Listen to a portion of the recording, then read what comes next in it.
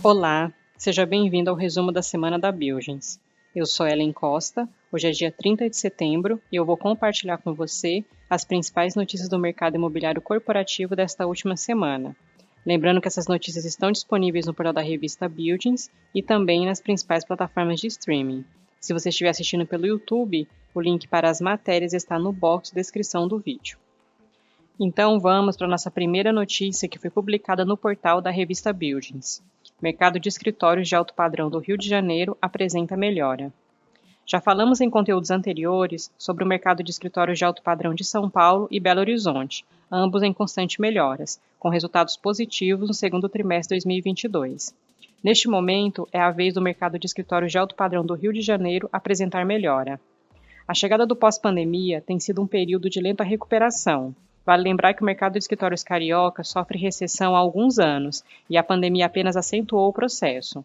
Contudo, de acordo com os dados do segundo trimestre apurados pela Bilgens, o mercado de alto padrão do Rio de Janeiro se destaca em relação à absorção líquida. O mercado de escritórios corporate carioca é formado por 129 edifícios de alto padrão, o que representa 1,82 milhão de metros quadrados. Atualmente, no universo de alto padrão, a absorção líquida foi positiva por 4 trimestres consecutivos. No segundo TRI de 2022, encerrou com mais de 2.500 metros de novas absorções de espaços.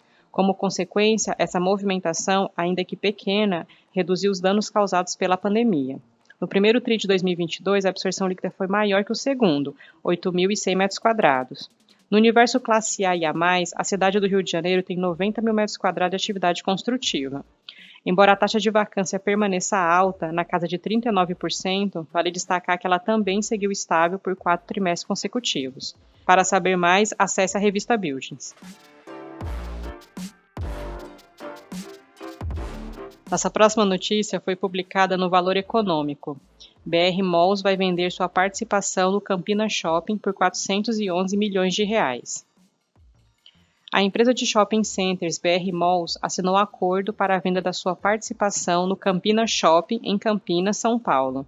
A venda será feita a fundos administrado pela Vinci Partner, XP e Genial. O valor negociado é de 411,4 milhões de reais. O anúncio reforça o movimento de negociação de ativos mais maduros, em praças resilientes. Isso acontece em um momento em que o setor se mantém mais conservador para investimentos.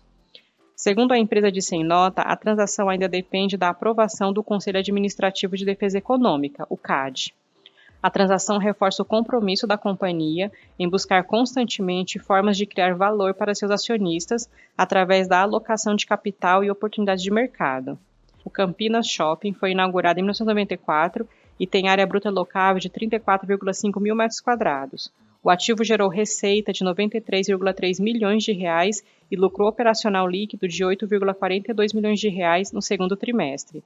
Isso representa cerca de 3% do lucro operacional líquido de todo o grupo.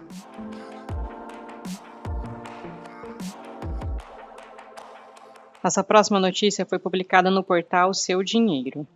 Ações de shoppings ou fundos imobiliários. Qual ativo é o ideal para a sua carteira? Depois de shopping centers amargarem com as portas fechadas, eles têm agora se mostrado resilientes. Prova disso é que retomaram o crescimento neste ano. A recuperação está registrada nos números de boa parte dos empreendimentos, que já ultrapassam os níveis pré-pandemia. O bom desempenho alimenta o otimismo do mercado com o setor. Por outro lado, pode despertar dúvidas sobre qual é a melhor maneira de aproveitar essa recuperação. Isso porque na B3 há duas maneiras de investir em shopping. A primeira é por meio de ações, a segunda por fundos imobiliários. Ao se considerar as ações, as administradoras de shopping centers têm um ponto forte, e não por acaso ele é difícil de ser ignorado. Seus múltiplos estão mais atrativos e com descontos maiores do que os oferecidos por fundos imobiliários do setor. No segmento de shoppings, a bolsa está muito mais atrativa do que os FIIs e oferece retorno maior, explica Luiz Schiattini, sócio da Nave Capital. Além do preço chamativo, Marcelo Potenza relembra que a carteira de ativos é outra vantagem das empresas listadas. O analista do Itaú BBA afirma que o portfólio de nomes como Iguatemi, Multiplan, BR Malls e Allianz é de maior qualidade do que os dos fundos. Para saber mais, acesse o portal da revista Bilgens.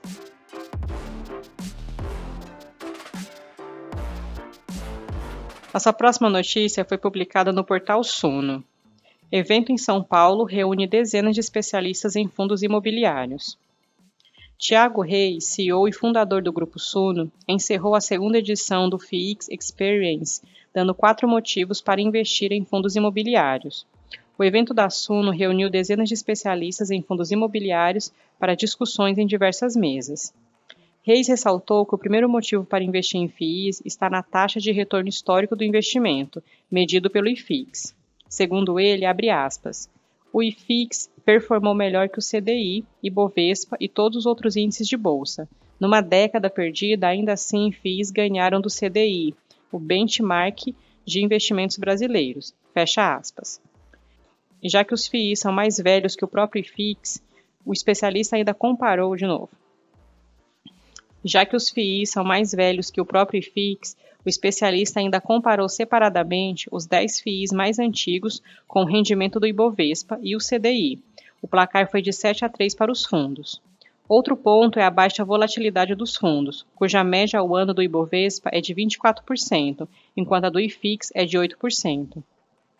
Se vier uma crise amanhã, as empresas vão cair 30% e os FIIs vão cair 10% ou 15%.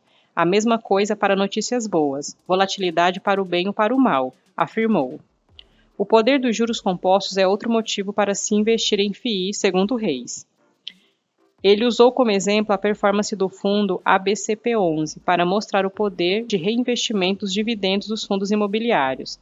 Em sua simulação reinvestindo os proventos, o investidor do ABCP11 multiplicou seu capital 16 vezes ao longo de 8 anos.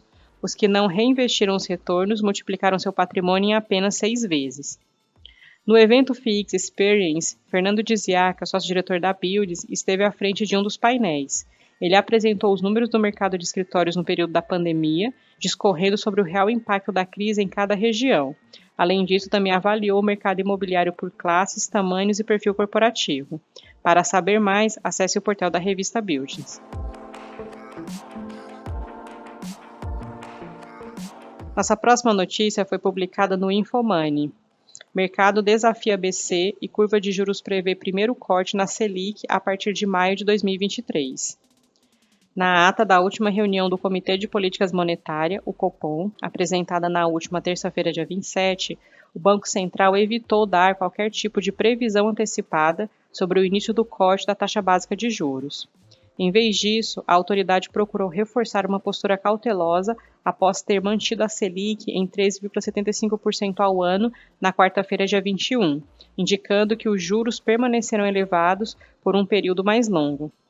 O mercado, no entanto, parece ter uma leitura na direção contrária.